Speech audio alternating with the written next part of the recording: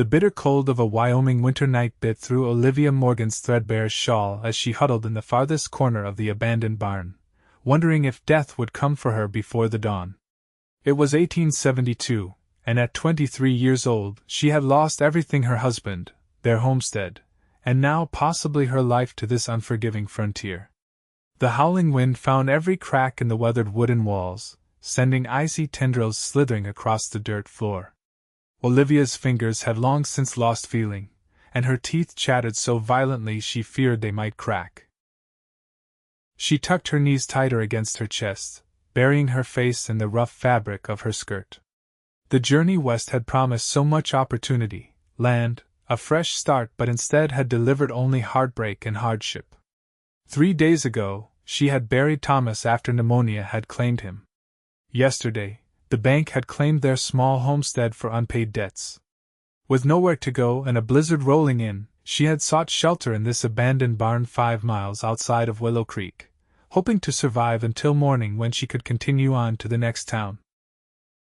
Olivia closed her eyes, exhaustion threatening to pull her into a sleep she might never wake from. She knew the dangers of succumbing to the cold. The sound of her own ragged breathing filled her ears, until suddenly, it was joined by the distant creak of the barn door. Her eyes flew open, her heart pounding. Bandits? Wolves? Either could mean her end. "Hello?" A deep voice called out, accompanied by the stomping of boots and a sudden gust of frigid air. "Anyone in here?" Olivia remained silent, fear paralyzing her. The lantern light bobbed closer, illuminating the dusty interior of the barn. "I saw smoke from the chimney earlier today," the voice continued. "Figured someone might be. Good Lord!" The light fell upon her huddled form, and Olivia blinked against its sudden brightness. A tall figure moved quickly toward her, and as he came closer, she could make out the features of a man, perhaps 30 years of age, with a weathered face partially hidden behind a dark beard frosted with snow. "Madam, you're half frozen," he said, setting down his lantern. Without hesitation, he shrugged off his heavy buffalo coat and wrapped it around her trembling shoulders. "What in heaven's name are you doing out here alone?" The sudden warmth of the coat was so overwhelming that tears sprang to Olivia's eyes. "I had nowhere else to go," she managed, her voice cracking. The stranger crouched beside her, his expression a mixture of concern and disbelief. "Isaac Thornton," he introduced himself, already pulling off his gloves to offer them to her as well. "I was heading back to my ranch when the storm hit. Saw this old place and thought to wait it out." "Good thing I did. Olivia Morgan," she whispered, her frozen fingers struggling to accept the gloves he offered. "My husband. He died. The bank took our place. I was trying to reach Silverton." Isaac's eyes softened. "Silverton's more than 30 miles from here, madam. In this weather, you wouldn't have made it 5. He glanced around the barn, noting the absence of any belongings. "You got any supplies? Food? Water?" Olivia shook her head, shame burning her cheeks despite the cold. "Just what I could carry." She gestured weakly to a small bundle beside her. Without another word, Isaac rose and strode back to the barn entrance. For a moment, Olivia feared he would leave her, but instead, he returned leading a magnificent chestnut stallion. He began unloading supplies: a small pot, coffee, jerky, beans, and most precious of all, a bundle of firewood strapped to his saddle.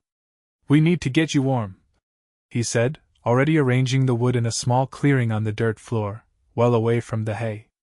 "This old place might catch fire if we're not careful, but that's a risk we'll have to take." Olivia watched in silent gratitude as Isaac expertly built a fire, his movements efficient and practiced. Within minutes, flames licked upward, casting dancing shadows across the barn walls. The stallion nickered softly from where Isaac had tied him, steam rising from his warm breath in the cold air. "Been riding long?" Olivia asked, trying to make conversation as feeling painfully returned to her extremities. Isaac nodded, pouring water from his canteen into the small pot to heat. "Since dawn. Got business in Willow Creek. Supplies mostly." He glanced at her. You're lucky I came along when I did. Yes, she agreed softly. I believe I am. As the fire grew stronger, Isaac busied himself preparing a simple meal of coffee and jerky. He worked in silence, occasionally casting concerned glances her way. When he handed her a tin cup of steaming coffee, their fingers brushed, and Olivia felt a jolt that had nothing to do with the return of sensation to her frozen hands. Thank you, she murmured, wrapping her fingers around the cup and savoring its warmth. For all of this. Isaac settled across from her, the fire between them. No need for thanks. Any decent man would do the same. He took a sip of his own coffee, studying her over the rim of his cup. How long were you married? 2 years, Olivia replied, the grief still raw. We came west from Ohio. Thomas thought we could make a better life here. She gave a bitter laugh. Turns out the West isn't as forgiving as the stories make it seem. No, Isaac agreed, his voice quiet. It isn't. But it has its moments of grace. He looked up at her, the firelight reflecting in his eyes. What will you do now? Olivia stared into her coffee, watching the steam rise. I don't know. I was a schoolteacher before I married. Perhaps I can find work in Silverton. Silverton's a rough mining town, madam. Not the sort of place for a woman alone. Isaac frowned, considering. Willow Creek's smaller, but decent. Has a proper church and school. Might be they're in need of a teacher. Hope flickered in Olivia's chest, as tentative as the small fire before her. Do you think so? Worth asking, Isaac replied. He hesitated, then added, My ranch is about 10 miles south of town. Not much to look at, but I've got a spare room. You'd be welcome to stay until you get your bearings. Olivia looked up sharply, suspicion instantly replacing gratitude. She had heard stories of women in desperate situations, taken in by seemingly kind men only to find themselves in circumstances far worse than those they'd fled. Isaac seemed to read her thoughts. I meant no offense, he said quickly. The offer stands, but I understand your caution. I can take you to the boarding house in town instead, if you prefer. Mrs. Whitaker runs a respectable establishment. The sincerity in his voice made Olivia reconsider. This man had already saved her life. If he had intended her harm, he could have taken advantage of her vulnerable state long before now. I appreciate the offer, she said carefully. Perhaps the boarding house would be best, for propriety's sake. Isaac nodded, seemingly relieved at her decision. We'll head there once the storm passes. He glanced toward the barn door, where snow still swirled visibly through the cracks. Might be morning before that happens. They fell into silence, the crackling of the fire the only sound between them. Olivia studied her rescuer surreptitiously. Isaac Thornton was tall and broad-shouldered, with the lean, muscular build of a man who worked the land. His dark hair was overlong, curling slightly at the collar of his flannel shirt, and his beard was neatly trimmed despite the rough nature of his profession. There was a quietness to him that she found reassuring, not the silence of a man with nothing to say, but the reserve of someone who chose his words carefully. Have you been in Wyoming long? Olivia asked, breaking the silence. Isaac nodded, feeding another small piece of wood to the fire. 8 years. Came after the war. Needed open sky and distance. You fought? Union cavalry. His expression darkened momentarily. Saw things I wish I hadn't. The West seemed like a place to start fresh. Olivia understood that desire all too well. And has it been? A fresh start? A small smile touched Isaac's lips. Most days. The land's hard, but honest. Doesn't lie to you or promise what it can't deliver. He glanced up at her. What about you? Ohio, you said? Yes. A small town outside of Columbus. Olivia wrapped Isaac's coat tighter around herself. My father was the local physician. He wanted me to marry a doctor or lawyer, but I chose Thomas. He was a dreamer. Her voice softened with the memory. Always looking to the horizon, convinced something better waited just beyond what we could see. And you? Isaac asked. Are you a dreamer too? Olivia considered the question. I was. Now I'm not sure what I am. She looked down at her wedding ring, a simple gold band that was all Thomas could afford. Just trying to survive, I suppose. Surviving's a start, Isaac said gently. The rest comes later. Outside, the wind howled with renewed force, rattling the barn walls. Olivia shivered despite the fire and Isaac's coat. You should try to rest, Isaac suggested, spreading his bedroll near the fire. Take this. I'll keep watch.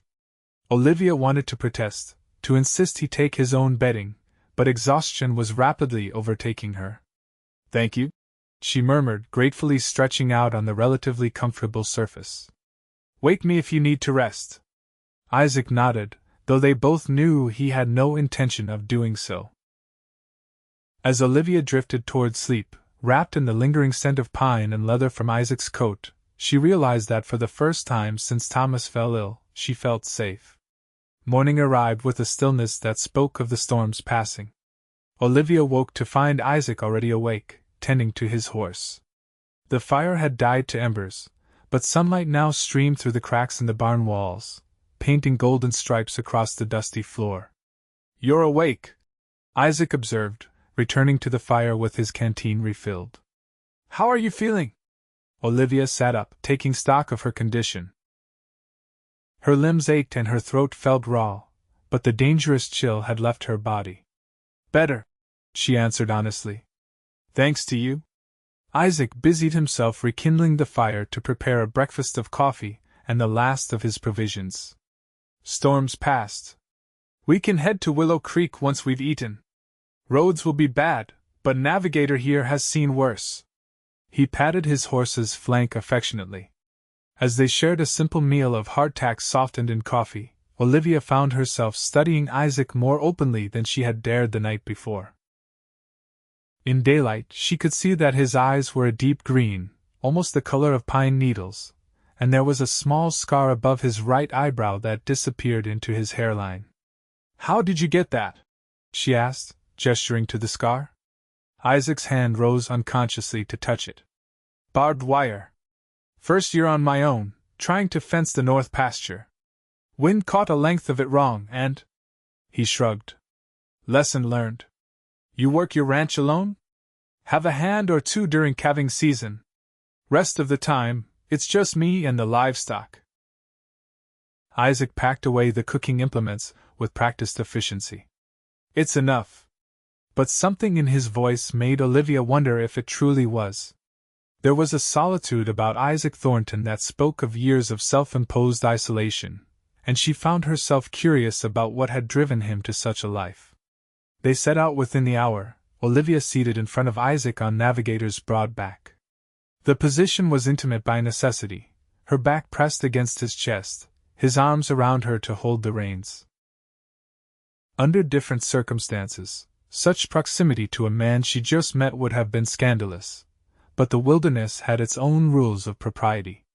The landscape stretched before them, a vast expanse of white broken only by the dark silhouettes of distant mountains, and the occasional stand of pines. Isaac guided Navigator carefully through snowdrifts that sometimes reached the horse's knees, maintaining a slow but steady pace toward Willow Creek. It's beautiful, Olivia remarked, gazing at the pristine snow glittering in the morning sunlight. When it's not trying to kill you. Isaac's chuckle rumbled against her back. That's Wyoming for you. Beautiful and deadly in equal measure. The journey to town took nearly 3 hours, during which Olivia learned more about the man who had saved her life. Isaac had come west after 4 years of fighting, purchased land with his army pay, and slowly built a modest cattle operation. He spoke with quiet pride about his small herd, the improvements he'd made to the original homestead cabin, and his plans for expansion once he had sufficient funds. What about family? Olivia asked as the first buildings of Willow Creek came into view. Do you have any? There was a brief pause before Isaac answered, his voice carefully neutral. Parents died before the war. Had a brother, Jonathan. Lost him at Antietam. I'm sorry, Olivia said softly, understanding the weight of such loss. "Long time ago now," Isaac replied, though his grip on the reins tightened momentarily. Willow Creek proved to be exactly as Isaac had described it, small but respectable, with a main street featuring the essential establishments of frontier life: general store, saloon, blacksmith, small church, and the 2-story boarding house that was their destination. People stopped to stare as Isaac guided Navigator down the snow-covered street, curious about the unknown woman riding with the normally solitary rancher. Olivia felt their gazes but kept her eyes fixed ahead, all too aware of how the situation might appear. Mrs.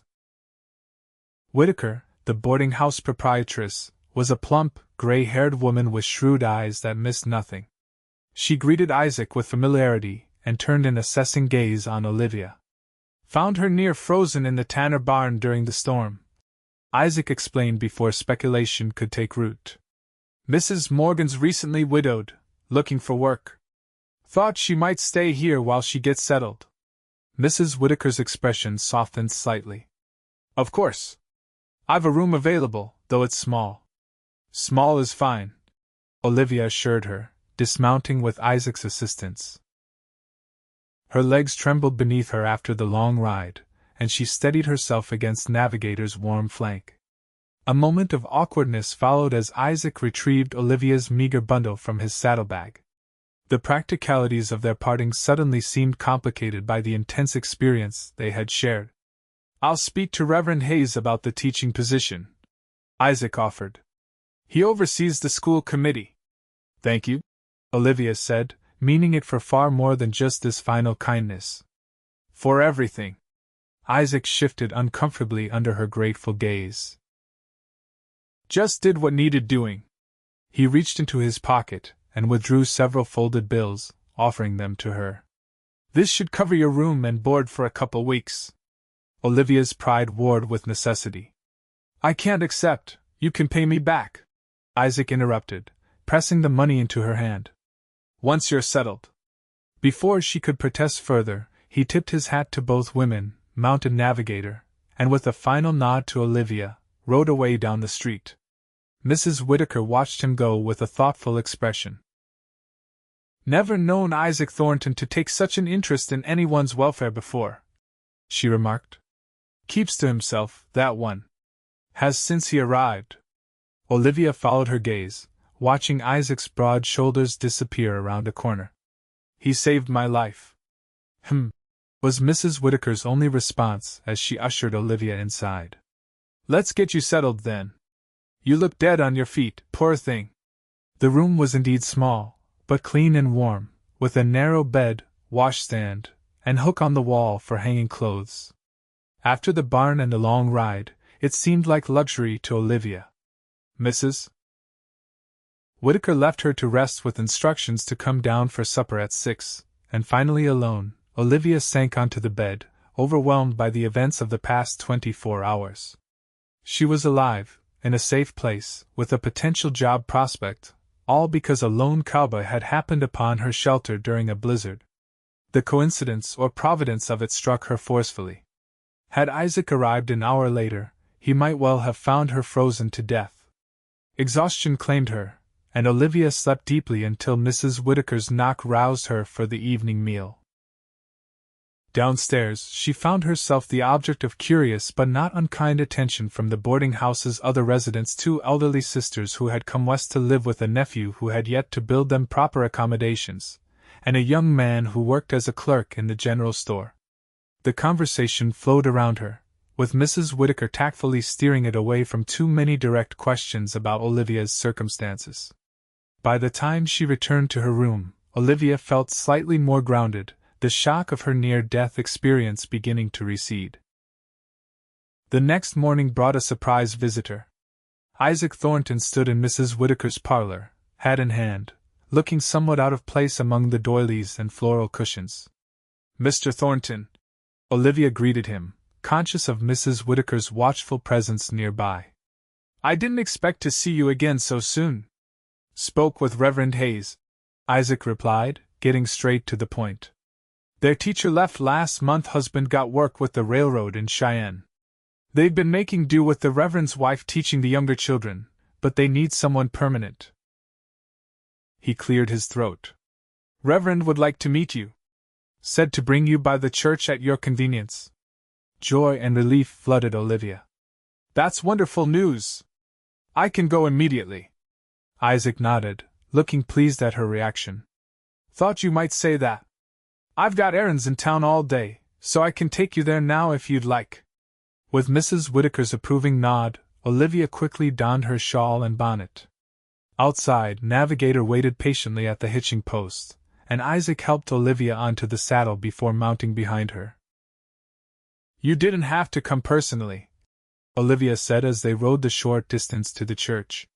You could have sent a message. Wanted to make sure Hayes understood your situation properly, Isaac replied. Some folks can be particular about who teaches their children. The implication that he had vouched for her character warmed Olivia unexpectedly. Thank you? Again. Isaac's only response was a slight tightening of his arms around her as he guided Navigator around a particularly deep snowdrift. Reverend Hayes proved to be a kind, scholarly man in his 50s who was visibly relieved at the prospect of a trained teacher for the town's children. After a brief discussion of Olivia's education and experience, he offered her the position on the spot. It's not much, I'm afraid, he apologized, naming a modest salary. But there's a small cottage behind the school that comes with the position. It needs some work, but it would be yours. Olivia could scarcely believe her good fortune. When can I start? Monday next, the Reverend said with a smile. That will give us time to prepare the cottage and spread the word that lessons will resume properly. As they left the church, Olivia felt lighter than she had in months. A home and a purpose, she marveled. Yesterday I thought I might die, and today you're starting over. Isaac finished for her, a rare smile softening his features. Would you like to see the cottage? The school cottage was indeed in need of work. The roof leaked in one corner, the stove needed cleaning, and the furniture was sparse and worn, but to Olivia, it represented independence and survival. She walked through the two small rooms, already envisioning how she would arrange her few belongings, how she would make this simple space into a home. It's perfect, she declared, turning to find Isaac watching her with an unreadable expression. It needs work, he countered. That roof won't last another heavy snow. Then I'll fix it, Olivia said with determination. Isaac raised an eyebrow. You know how to replace roof shingles? No, she admitted. But I can learn. A startled laugh escaped him. I believe you would try. He glanced up at the ceiling, where water stains marked the worst of the leaks. I could help if you'd allow it. Before the next storm. Olivia hesitated, aware of how such an arrangement might appear to the townspeople. That's very kind, but bring Mrs. Whittaker along as chaperone, Isaac suggested, reading her concern. Or one of the church ladies. I just don't like the thought of you in here with that roof as it is. His genuine concern touched her. All right, she agreed. Thank you.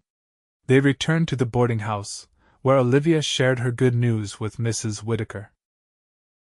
The older woman was delighted, immediately offering to help Olivia prepare the cottage for habitation.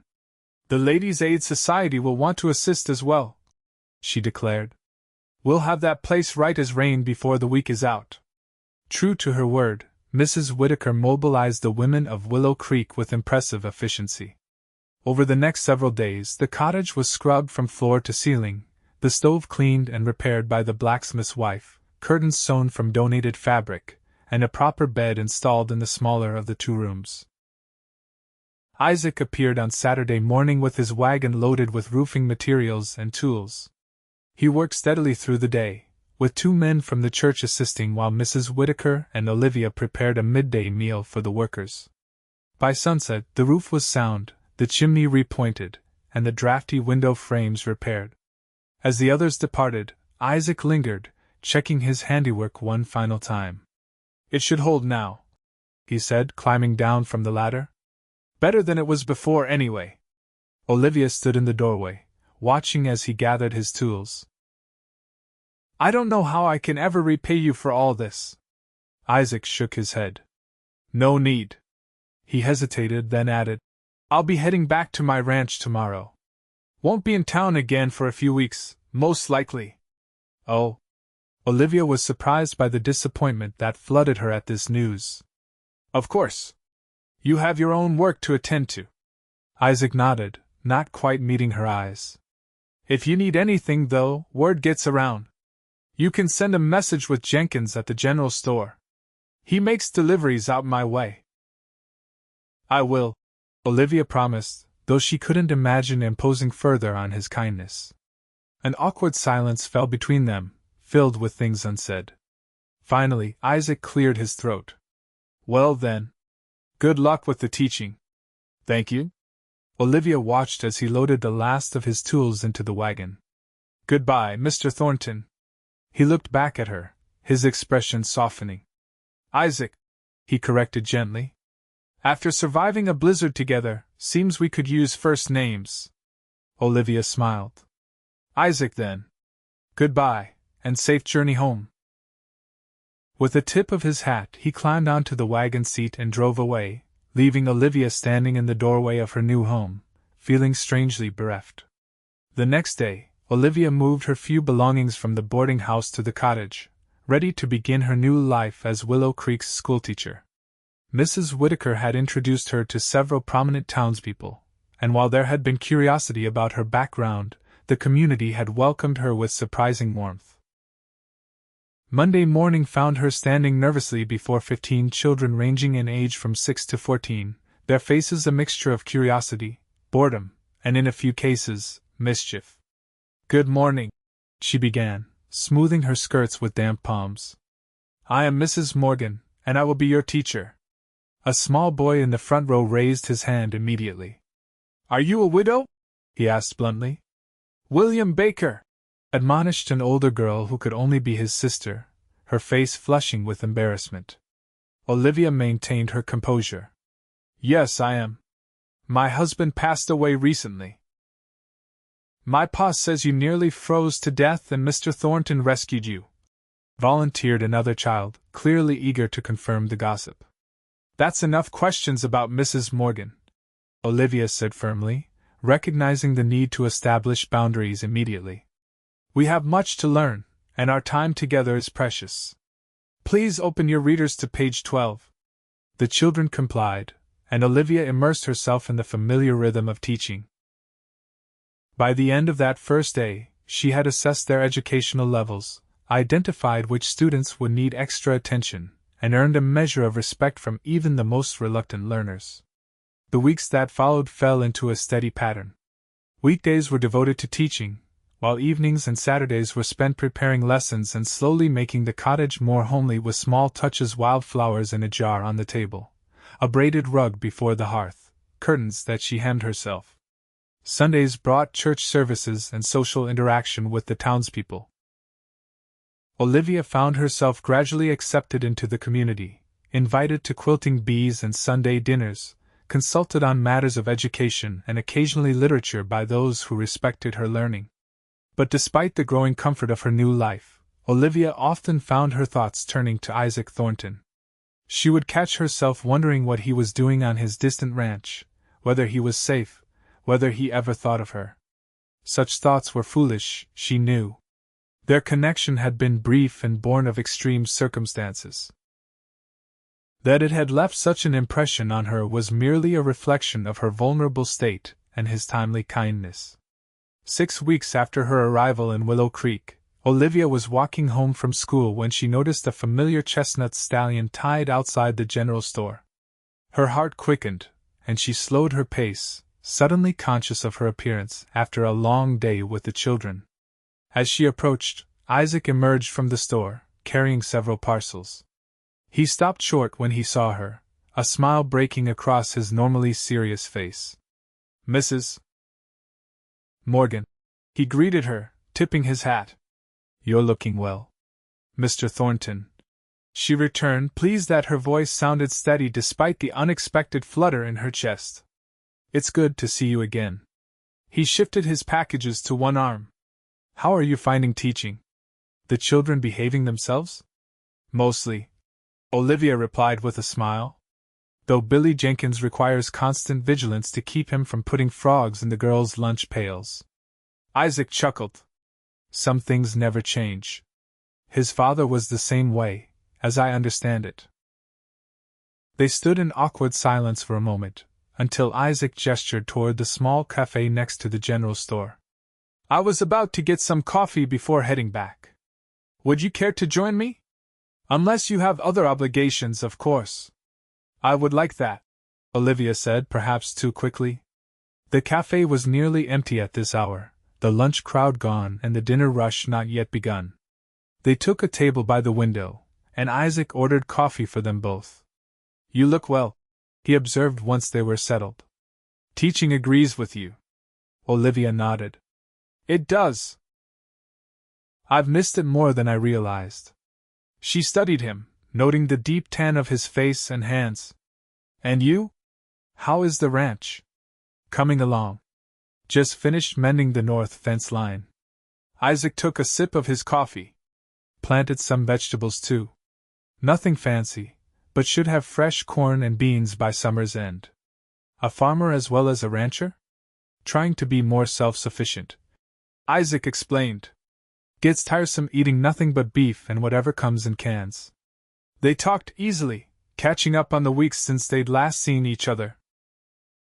Isaac asked about her students, and Olivia found herself sharing amusing anecdotes about the children's antics. In turn, he told her about a mountain lion that had been stalking his calves and the new foal born to his best mare. As they spoke, Olivia became aware of occasional glances from the few other patrons. Willow Creek was small enough that any interaction between a single woman and man was bound to attract notice, especially when one of those people was the new schoolteacher. People are watching us, she murmured, keeping her voice low. Isaac glanced around, then shrugged. Small towns. Everyone watches everyone. I should be careful of my reputation, Olivia said, though she made no move to leave. The school board might not approve of their teacher being seen alone with a man. We're hardly alone, Isaac pointed out, gesturing to the cafe owner wiping down the counter a few feet away. But if you're concerned, we can walk over to the church. Reverend Hayes wanted to speak with me anyway about donating beef for the Harvest Festival. The suggestion was thoughtful and practical, offering a perfectly respectable reason for their continued conversation. Olivia nodded, and after Isaac paid for their coffee, they strolled toward the church, maintaining a proper distance between them on the boardwalk. Will you stay in town tonight? Olivia asked as they walked. Isaac shook his head. Need to get back. Left Jenkins' boy watching things, but he's young. Not comfortable being away overnight yet. It must be lonely, Olivia observed, then immediately regretted the personal nature of the comment. But Isaac didn't seem offended. Sometimes, he admitted. Winter's the worst. Days when the snow's so thick you can't see the barn from the house, and there's nothing to do but tend the fire and listen to the wind. He glanced at her. But I've gotten used to it. Something in his tone suggested that getting used to loneliness wasn't the same as being content with it. Olivia thought of her own small cottage, cozy but quiet in the evenings, with only books for company. They reached the church, where Reverend Hayes greeted them with pleased surprise. The men discussed the Harvest Festival arrangements, and Olivia contributed suggestions for games the children might enjoy. It was all very proper and communal, any hint of personal interest between her and Isaac safely disguised within the context of town business. As the sun began its descent toward the western mountains, Isaac reluctantly announced that he needed to start for home. Reverend Hayes invited Olivia to stay for supper with his family, providing her with a graceful exit that maintained propriety. It was good to see you, Mrs. Morgan, Isaac said formally as they parted outside the church, the Reverend still standing nearby. And you, Mr. Thornton, Olivia replied with equal formality. Safe journey home. Only their eyes conveyed something more, a warmth and connection that had grown despite their brief acquaintance. That night, As Olivia prepared for bed in her quiet cottage, she found herself thinking of Isaac's description of winter on his ranch. The image of him alone in a snowbound cabin, with only the howling wind for company, stirred an unexpected ache in her heart. It reminded her too much of her own isolation, the emptiness that persisted despite her growing integration into the community. Thomas had been gone for nearly 3 months now. The raw grief had dulled to a quieter sorrow, and increasingly, Olivia found herself thinking not of what she had lost, but of what her future might hold. Was it possible to build a new life that included not just work and shelter, but also companionship? The thought both frightened and exhilarated her. 3 days later, a package arrived at the school just as Olivia was dismissing the children for the day. Young Tim Jenkins, the general store owner's son, handed it to her with an important air. "Pa said to give you this," he announced. "Mr. Thornton left it when he came for supplies." Olivia thanked him, waiting until the boy had scampered off before examining the carefully wrapped parcel. Inside, she found a book, a collection of poetry by Whitman, and a brief note written in a strong, precise hand. "Mrs. Morgan saw this in a catalog and thought you might enjoy it for your evening reading. The ranch library could spare it. Respectfully, I, Thornton." Olivia ran her fingers over the leather binding, touched beyond measure by the thoughtful gift. Isaac had noticed her love of literature during their conversations, and remembered it enough to select this for her. The gesture spoke of consideration and perhaps something more. That evening she penned a reply. "Mr. Thornton, your gift was most unexpected and appreciated. Whitman's verse will be wonderful company on these autumn evenings. Thank you for your thoughtfulness. I hope this finds you well and not too solitary. Sincerely, Olivia Morgan." She hesitated over the closing, wondering if using her first name was too forward, but ultimately decided it was appropriate given their shared experience. She gave the letter to Mr. Jenkins the next morning, asking if he could deliver it when next he rode out to the Thornton ranch. Thus began a correspondence that extended through the autumn months. Isaac would include brief notes, with his regular supply orders, and Olivia would reply in kind. The messages were always proper, discussing books, local happenings, or observations about the changing seasons, but between the lines grew a friendship that meant increasingly more to them both. In late October, a frost descended on Willow Creek, turning the few remaining leaves to brittle gold and rimming the water troughs with ice each morning. Olivia found herself thinking of the approaching winter with apprehension, remembering all too vividly her near-death experience the previous year. She was stacking firewood behind her cottage one Saturday afternoon when the sound of hooves announced a visitor. Looking up, she was surprised to see Isaac dismounting from Navigator. "Good afternoon," he called, leading the horse toward her. "Mrs. Whitaker said I'd find you here." Olivia straightened, brushing wood chips from her apron. "Mr. Thornton. This is unexpected." Isaac nodded, his expression serious. "Wanted to check your wood supply before winter sets in properly. From the looks of it, you don't have near enough." Olivia glanced at the modest pile she'd been building. "The school board arranged for 2 cords to be delivered last week. 2 cords might get you through December," Isaac said, shaking his head. "Not the whole winter, especially if it's a hard one." Concern furrowed his brow as he surveyed her preparations. Without being asked, he began rearranging her woodpile into a more stable configuration, explaining as he worked. "Needs to be stacked this way, so the air can circulate but the rain won't get to the center pieces." Olivia watched him, appreciating both his knowledge and his willingness to share it.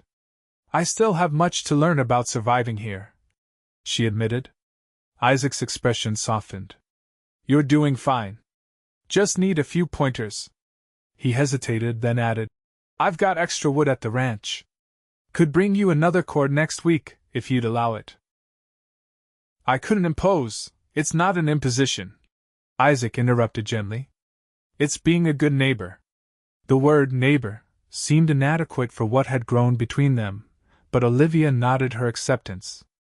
"Thank you. I would be grateful." With the woodpile properly arranged, they moved to the small porch of the cottage, where Olivia offered Isaac coffee. As she prepared it on the stove inside, she was acutely aware of him waiting on her porch, how domestic and natural it felt to be sharing this simple moment. They sat together in the crisp autumn air, steam rising from their cups, and talked of practical matters: the need to bank soil around the cottage foundation, ways to prevent the water pump from freezing, how to recognize the signs of a major storm approaching. "You seem to have thought of everything," Olivia observed. Isaac looked into his coffee. "Just don't want you caught unprepared." "Not again." The reference to their first meeting hung between them, a reminder of the vulnerability that had brought them together, and the connection that had formed in those desperate hours. "I think of that night often," Olivia said softly. "How different things would have been if you hadn't come along." Isaac met her gaze, his eyes serious. "I try not to think about that part. Just glad I did." A comfortable silence fell between them, broken only by the distant shouts of children playing in the town square. Finally, Isaac set down his empty cup. "I should be going. Got chores waiting." Olivia walked with him to where Navigator stood patiently. "Thank you for checking on me," she said. "And for the wood." Isaac swung into the saddle, looking down at her with an expression she couldn't quite interpret. "I'll be back Tuesday with that cord. And Olivia," he paused, using her first name deliberately, "don't hesitate to send word if you need anything before then." The use of her given name, spoken in his deep voice, sent an unexpected warmth through her. "I won't," she promised. As she watched him ride away, Olivia acknowledged to herself what she had been avoiding for weeks. Her feelings for Isaac Thornton had grown far beyond gratitude or friendship. The realization was both exhilarating and terrifying. Tuesday brought not only Isaac with the promised firewood but also the first substantial snowfall of the season. By the time the wood was stacked neatly behind her cottage, the snow was falling heavily, the late afternoon sky darkening with the storm's intensity. "You can't ride back in this," Olivia said, watching the snow accumulate rapidly on the ground. "It's getting worse by the minute." Isaac frowned, looking toward the western horizon where the clouds hung ominously low. "Might clear in an hour or two." "Or it might not," Olivia countered. "There are rooms at the boarding house. You should take one for the night." He hesitated, clearly reluctant to alter his plans, but a sudden gust of wind drove stinging snow into their faces, settling the matter. "Reckon you're right," he conceded. "Navigator could use the shelter too." They made their way through the thickening snow to Mrs. Whitaker's establishment, where the landlady welcomed Isaac with brisk efficiency, assigning him a room and arranging for his horse to be stabled at the livery. "Just in time," she declared, ushering them inside. "This storm's setting up to be a bad one. Supper's at 6, Mr. Thornton, and don't be late, or you'll get the cold leavings." The boarding house dining room was crowded that evening, as several travelers had sought shelter from the storm. Olivia sat beside Isaac at the long table, aware of the curious glances from the other diners but too engaged in their conversation to care much. As the meal concluded, Mrs. Whitaker approached them. "Mrs. Morgan, I think you should stay here tonight as well. That cottage of yours is drafty in the best of times, and this storm's getting fierce." Olivia hesitated, glancing toward the windows where snow swirled visibly in the lamplight. "I have everything I need at home, and it's only a short walk." "A short walk in which you could lose your way and freeze," Mrs. Whitaker said bluntly. "I'll not have that on my conscience. Your room's still available. I've kept it ready for just such emergencies." The older woman's concern was genuine, and Olivia recognized the wisdom in her suggestion. "Very well," she agreed. "Thank you." After supper, the boarding-house residents and guests gathered in the parlor, where a cheerful fire kept the storm's chill at bay. Someone produced a deck of cards, and several games of whist were organized. Olivia found herself partnered with Isaac against Mrs. Whitaker and Mr. Peterson, the elderly widower who occupied the room at the end of the hall. It was the most relaxed she had seen Isaac, his usual reserve softening as they played. He smiled more readily, even laughed aloud when Olivia misplayed a card and cost them a hand. The domesticity of the evening, the warm room, friendly competition, shared glances across the card table stirred a longing in Olivia that she had thought buried with Thomas. As the evening wore on, the other guests gradually retired to their rooms, until only Olivia and Isaac remained in the parlor, seated before the dying fire. "Quite a storm," Isaac observed, glancing toward the window where snow still fell heavily. "Glad we weren't caught out in it." "Yes," Olivia agreed. "Though I imagine you've weathered worse." "A few," he admitted. "First winter here, got caught in a blizzard while checking fence lines. Spent 2 days in a line shack with nothing but jerky and a flask of whiskey." He smiled at the memory. "Learned to pay more attention to the sky after that." Olivia studied him in the firelight, noting how the flickering flames accentuated the strong planes of his face. "You've built a good life here," she said softly. "Despite the challenges." Isaac looked into the fire. "It's a life," he agreed. "Not always an easy one, but honest." He hesitated, then added, "It's lonely, though. Especially nights like this." The admission seemed to surprise him as much as it did her. Isaac wasn't a man who readily revealed his vulnerabilities. "I understand loneliness," Olivia said quietly. "Even surrounded by children all day, even with the kindness of people like Mrs. Whitaker. There's a difference between being among people and truly belonging with someone." Their eyes met across the small space between their chairs, and in that moment, Olivia knew that Isaac understood precisely what she meant. There was a recognition between them, a shared awareness of the emptiness that all their respective accomplishments couldn't quite fill. The grandfather clock in the hall chimed 10, breaking the spell. Isaac cleared his throat and stood. "It's late. I should let you rest." Olivia rose as well, suddenly conscious of the impropriety of their situation alone together at this hour, even in a public room. "Yes, of course. Good night, Isaac." "Good night, Olivia." He hesitated, then added softly, "I'm glad the storm came." The simple honesty of his statement warmed her more than the fire had. "As am I." They parted at the foot of the stairs, each to their separate rooms, but Olivia carried the memory of his expression open, vulnerable, hopeful with her into sleep. Morning revealed a transformed world, blanketed in pristine white that glittered under a clear blue sky. The storm had passed, leaving nearly 2 feet of snow in its wake. Olivia stood at the boarding house window, marveling at the beauty while also calculating how she would make her way to the cottage to retrieve clean clothing before school the next day. Isaac found her there, pausing beside her to gaze out at the snow-covered street. "Quite a sight," he remarked. "It's beautiful," Olivia agreed. "Though I'm wondering how the children will make it to school tomorrow. Might need to cancel classes for a day or two," Isaac suggested. "Let the paths get cleared." Olivia nodded, though the prospect of lost teaching days concerned her. The children had already missed so much during the weeks without a teacher. After breakfast, Isaac announced his intention to return to his ranch. "Need to check on the cattle," he explained to Olivia as they stood in the boarding house foyer. "Make sure the shelter's held up." Disappointment tightened her chest, though she knew his responsibilities couldn't be ignored. "Of course. Will the trails be passable? Navigator knows the way, even when I can't see the path." Isaac pulled on his gloves, his expression unreadable. "I'll be back in town next week for supplies. Perhaps we could." He trailed off, seeming uncertain how to frame his suggestion. "Perhaps we could have coffee again," Olivia offered, her heart quickening at her own boldness. Relief and something warmer flickered in Isaac's eyes. "I'd like that."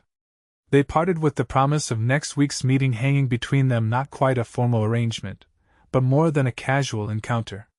As Olivia watched him ride away, Navigator's powerful legs cutting through the deep snow, she acknowledged that her feelings for Isaac had grown into something she could no longer dismiss or deny. The week passed slowly, with school indeed cancelled for 2 days while the town dug itself out from the snowfall. Olivia used the time to catch up on grading and lesson planning, but her thoughts frequently strayed to Isaac. Was he safe? Had the storm damaged his property? Would he still come to town as planned? When Saturday arrived with no sign of him, Olivia tried to quell her disappointment. The snow had been deep. Perhaps the trails to his ranch were still impassable. Or maybe he had simply changed his mind about their meeting, reconsidered the wisdom of pursuing whatever was growing between them. She was returning from the general store, arms laden with supplies, when she heard a familiar whinny. Looking up, she saw Navigator tied outside the boarding house, steam rising from his flanks as if he'd been ridden hard. Olivia hurried her pace, only to stop short at the sight of Isaac emerging from the boarding house with Mrs. Whitaker. His face was grim, his normally neat appearance disheveled, with several days' growth of beard shadowing his jaw. "Isaac?" she called, concern replacing her joy at seeing him. "Is everything all right?" He turned at the sound of her voice, relief washing over his features. "Olivia!" He crossed the distance between them quickly, taking the packages from her arms without asking. "I was just coming to find you." "What's happened?" she asked, noting the fatigue etched in his face. "Ranch was hit by rustlers during the storm," he explained tersely. "Took nearly 20 head. I've been tracking them for days." "Alone?" Olivia couldn't keep the alarm from her voice. "No choice. Sheriff's out of town until tomorrow." Isaac's jaw tightened. "Lost the trail about 10 miles north. Snow's too deep, and they've got too much of a head start now." Mrs. Whitaker clucked sympathetically. "A terrible business. And after all your work building that herd." She patted Isaac's arm. "You come by for supper tonight, Mr. Thornton. You look like you haven't had a proper meal in days." With that, she retreated into the boarding house, leaving Olivia and Isaac standing in the snowy street. "You must be exhausted," Olivia said, studying his weary face. "And freezing." "Come to the cottage, it's closer than the boarding house, and I have coffee ready." Isaac hesitated only briefly before nodding. They walked the short distance to the schoolteacher's cottage in silence, Isaac still carrying Olivia's packages despite her protests that she could manage them. Inside, the cottage was warm and welcoming, the fire Olivia had built that morning still burning steadily in the small stove. She took the packages from Isaac and set them aside, then helped him remove his snow-crusted coat. "Sit," she instructed, gesturing to the chair nearest the stove. "I'll get that coffee." Isaac sank into the chair with a grateful sigh, extending his hands toward the stove's warmth. Olivia busied herself preparing coffee, stealing glances at him as she worked. Despite his obvious exhaustion, there was a coiled strength about him, a resilience that she had come to admire deeply. "Here," she said, handing him a steaming cup. "This should help." Their fingers brushed during the exchange, and Olivia felt the now familiar flutter in her chest at the contact. She took the chair opposite him, cradling her own cup between her palms. "Tell me what happened," she urged gently. Isaac sipped his coffee before responding, the hot liquid bringing some color back to his wind-chapped face. "Woke up Tuesday to find the south pasture fence cut and the cattle gone, my best breeding stock, damn them." Anger flashed briefly in his eyes. "Tracks led north, toward the territorial line. Followed them as far as I could, but the snow." He shook his head in frustration. "You'll report it to the sheriff when he returns? For all the good it will do." Isaac's voice was bitter. "Those cattle are long gone, probably across the border by now." Olivia understood what this loss meant, not just the monetary value of the stolen livestock, but the setback to all Isaac had worked to build. "I'm so sorry," she said softly. Will you be able to recover from this?" Isaac looked into his coffee, his expression grim. "Have to. Can't let rustlers win." He sighed heavily. "But it puts my plans back by at least a year, maybe 2. "Plans?"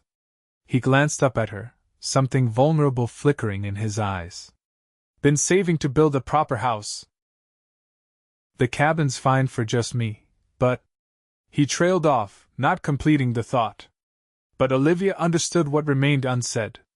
A proper house wasn't just about comfort, it was about the future, about the possibility of a family. You'll rebuild, she said with conviction. And until then, you still have the cabin and your land. Isaac studied her face, seeming to draw strength from her certainty. Yes, he agreed quietly. I still have that. They sat in companionable silence for a time, the only sounds the crackling of the fire and the occasional creak of the cottage settling in the cold. Olivia found herself wishing she could do more to ease his burden, to offer comfort beyond words and hot coffee. You should rest, she said finally, noticing his eyelids growing heavy. When did you last sleep properly? Isaac shrugged. Been grabbing an hour or two when I could. Not much more. The spare room at the boarding house is too far away right now. Isaac finished, a hint of his usual wry humor returning. I'm not sure I could make it back there without falling asleep in a snowdrift. Olivia bit her lip, considering their options. Propriety dictated that she should not offer him rest in her home, not without a chaperone present. But the man had saved her life, was clearly exhausted, and needed rest before attempting the ride back to his ranch. You can rest here, she decided, gesturing to the small settee. Just for an hour or two. I have lessons to prepare at the school anyway, so you'll have privacy. Relief washed over Isaac's features. Thank you. I promise I won't impose long. Olivia rose, gathering her teaching materials. Take whatever time you need. There's more coffee on the stove if you want it when you wake. She paused at the door, looking back at him. Isaac had already leaned his head against the settee's back, his eyes closed. In repose, the hard lines of his face softened, making him appear younger, more vulnerable. Olivia, he murmured, not opening his eyes. Thank you? For everything. Her heart swelled with an emotion she wasn't yet ready to name. Rest well, Isaac, she said softly, closing the door behind her. When Olivia returned 2 hours later, she found Isaac awake and restoring order to her small living space. The fire had been built up, fresh water brought in from the pump, and the coffee pot cleaned and ready for use. You didn't need to do all this, she protested, though she was touched by his consideration. Least I could do, Isaac replied, looking much refreshed from his rest. I should head back to the ranch before dark. Olivia nodded, trying to hide her disappointment that their time together was ending so soon. Of course. You must have much to attend to. Isaac hesitated, seeming reluctant to leave despite his stated intention. Olivia, He stopped, then started again. I've been thinking. About what happened with the rustlers. Yes? It made me realize something.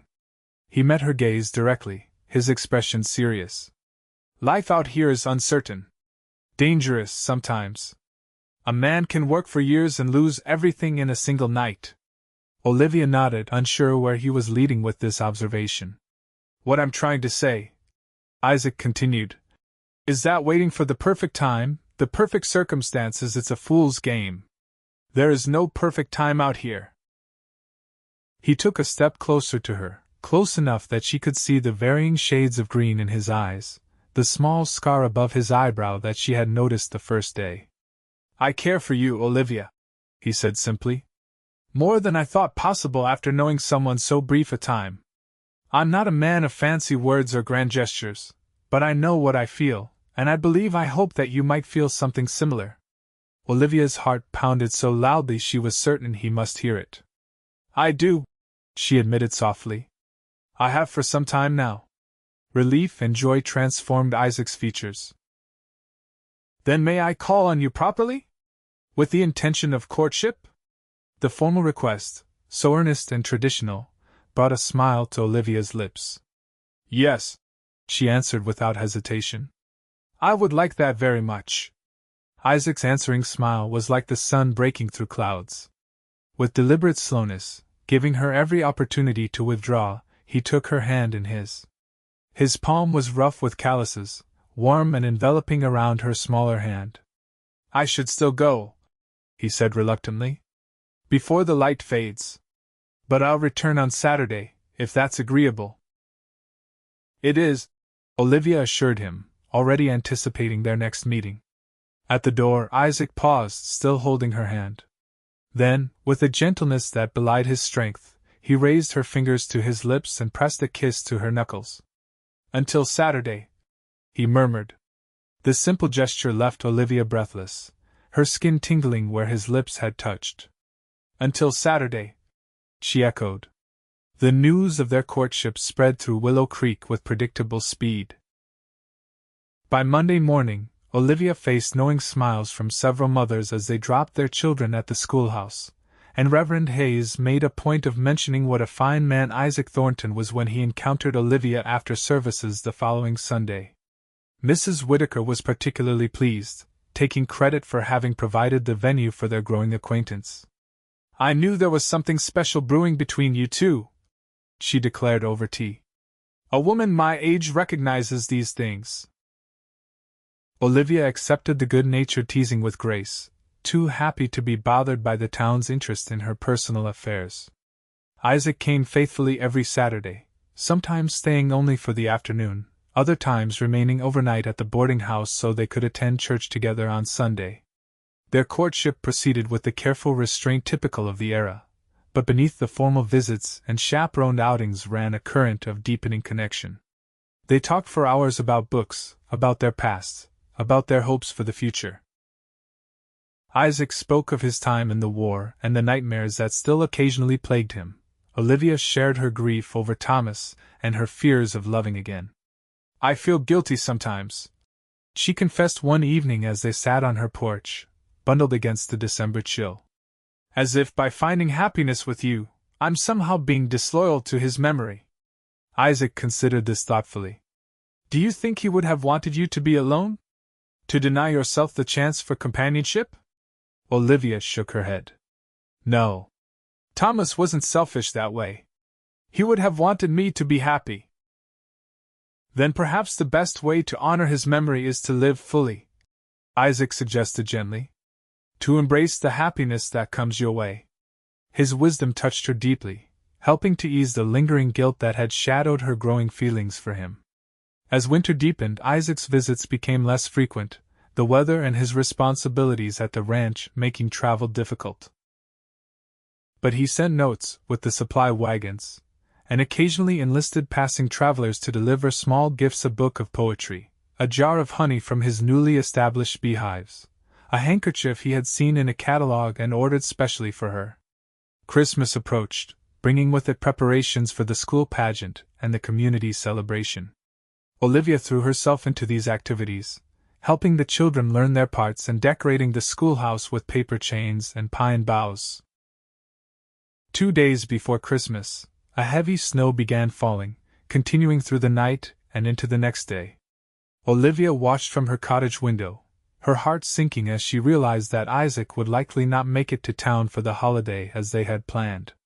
The school pageant went ahead despite the snow, the town hall filled with proud parents and excited children. Olivia led her students through their recitations and carols, her smile genuine despite her private disappointment. As the final song concluded, she turned to thank the audience for attending and froze. Standing at the back of the hall, snow still clinging to his coat and hat, was Isaac. Their eyes met across the crowded room, and the joy that surged through Olivia was so intense it almost hurt. She made her way through the crowd as quickly as propriety allowed, accepting congratulations on the pageant's success while moving steadily toward him. When she finally reached his side, it took all her self-restraint not to throw her arms around him. "You came," she said simply, her voice thick with emotion. Isaac smiled down at her, his eyes warm. "Wouldn't have missed it for anything." He glanced around at the festive decorations. "The children did well. You should be proud." "I am," Olivia agreed. "But right now, I'm mostly glad to see you." After the celebrations concluded, they walked together to Mrs. Whitaker's boarding house, where Isaac had secured a room for the night. The snow had stopped, and the moon peeked through breaks in the clouds, casting a silvery glow over the pristine white landscape. "It's beautiful," Olivia remarked, her breath forming clouds in the cold air. "Yes," Isaac agreed, though his gaze was fixed on her face rather than the scenery. He cleared his throat. "I have something for you. A Christmas gift." From his coat pocket, he withdrew a small package wrapped in brown paper and tied with string. "It's not much," he said apologetically, "but I thought of you when I saw it."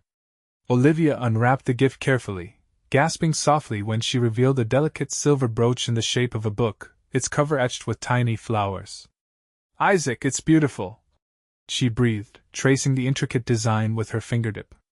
"Reminded me of you," he said simply. "Beautiful and full of stories." Tears pricked Olivia's eyes at the sentiment. "Thank you. I'll treasure it." She reached into her own pocket, withdrawing a small package. "I have something for you as well." Isaac unwrapped the gift, revealing a finely crafted leather bookmark embossed with his initials. "For all those books we've been discussing," Olivia explained. "I thought you might need a proper marker instead of using stray bits of paper." He ran his thumb over the smooth leather, clearly touched by the personal nature of the gift. "Thank you. It's perfect." They had reached the boarding house steps, the light from its windows casting a warm glow on the snow. The moment felt significant, poised on the edge of something new.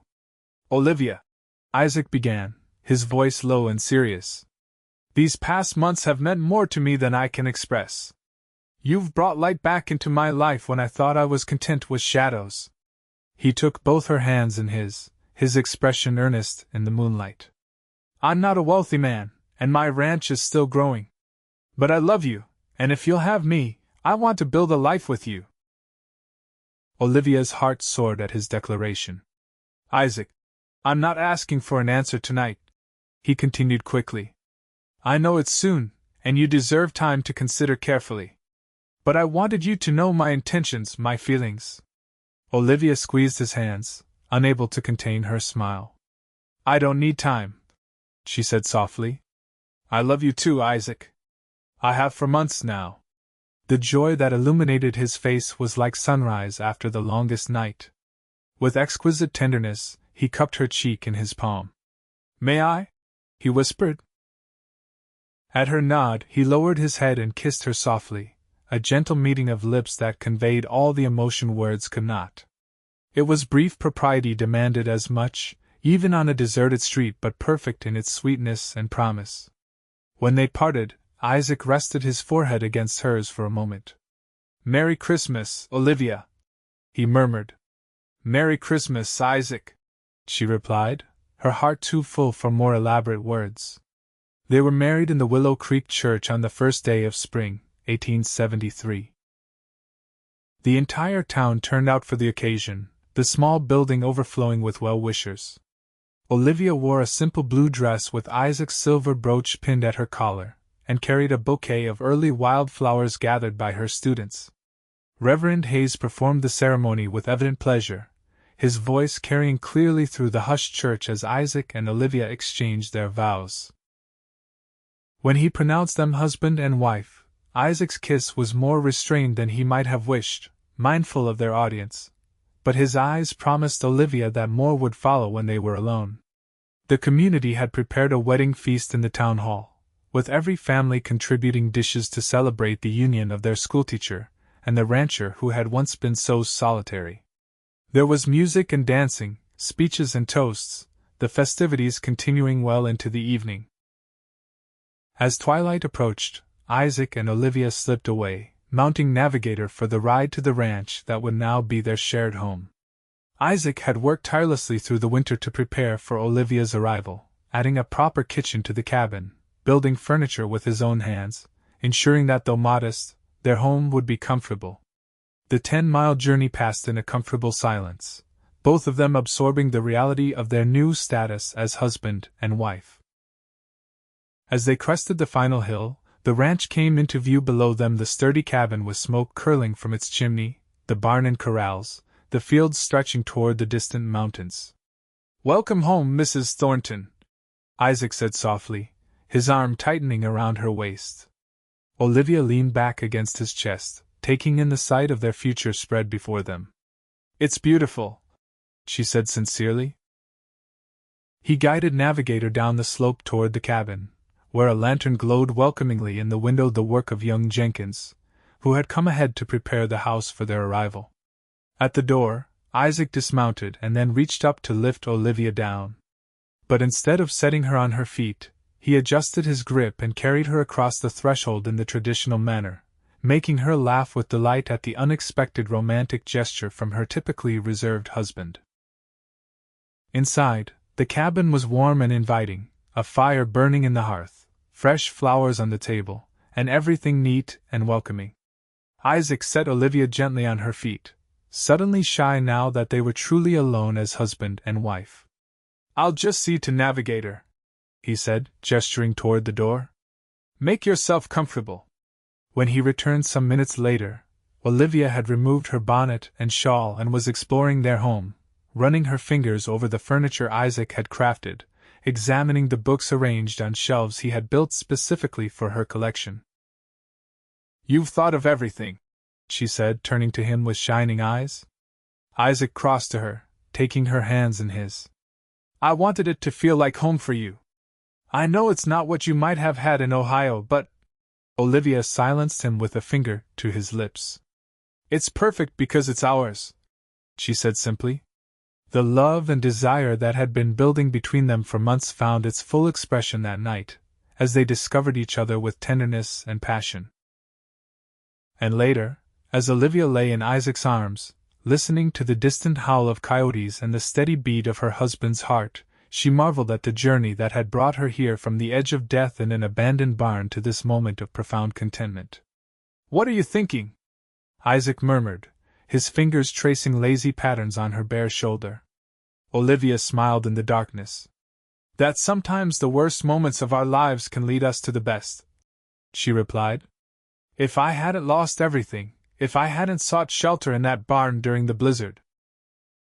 If I hadn't decided to take shelter there too," Isaac continued, understanding her train of thought.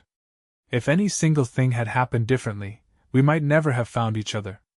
"It makes you believe in Providence," Olivia said softly. Isaac's arms tightened around her. "Or in second chances. The years that followed brought challenges and joys in equal measure. The ranch prospered under their combined efforts, Isaac's knowledge of the land and livestock complemented by Olivia's organizational skills and education. They expanded the herd, planted an orchard, and gradually improved the homestead, adding rooms to the cabin as their needs grew.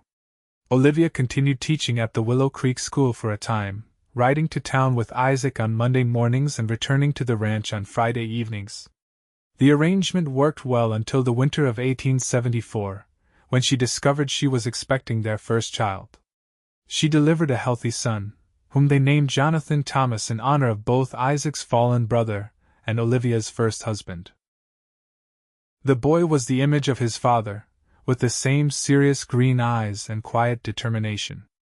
A daughter followed 2 years later, Sarah Grace, with her mother's auburn hair and her father's height. The children thrived in the freedom of ranch life, learning to ride almost before they could walk, developing a deep love for the land that sustained them. As the children grew, so did the ranch, becoming one of the most prosperous in the county. Isaac finally built the proper house he had dreamed of, a comfortable 2-story structure with a wide porch where the family gathered on summer evenings to watch the sunset paint the distant mountains. On one such evening in the summer of 1882, Olivia sat beside Isaac on the porch swing, watching 8-year-old Jonathan teach his 6-year-old sister how to lasso a fence post.